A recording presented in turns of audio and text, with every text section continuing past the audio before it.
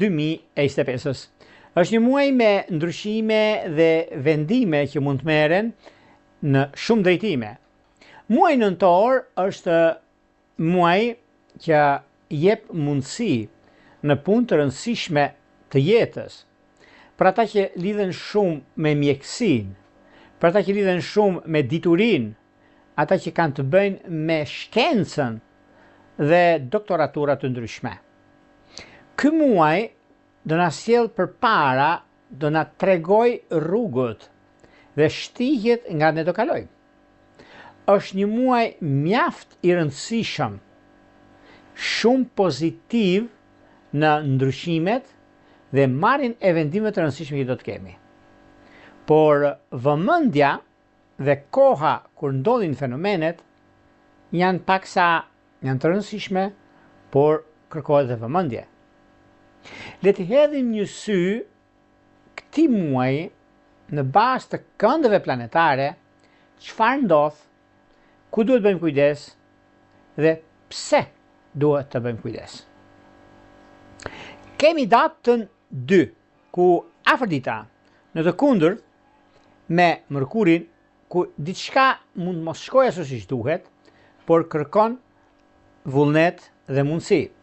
Afrodita kërkon drejtësinë dhe Mërkuri kërkon komunikimin e drejtë për së drejti.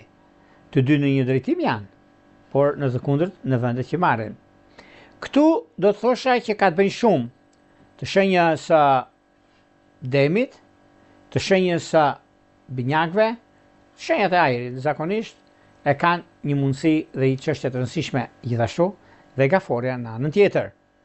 Kemi datën 3, ku Afrodita në katërkëndësh me Jupiterin, ku vërtet jep mundësi në një farë mënyre në lidhje me takimet, në lidhje me vendimet që mund të merren, janë vendime në kohë, nuk është puna se mund të bëhet diçka ose mund të niset diçka. Por fillimet dhe kohën e duhur për sa i përket çështjeve dhe anës financiare.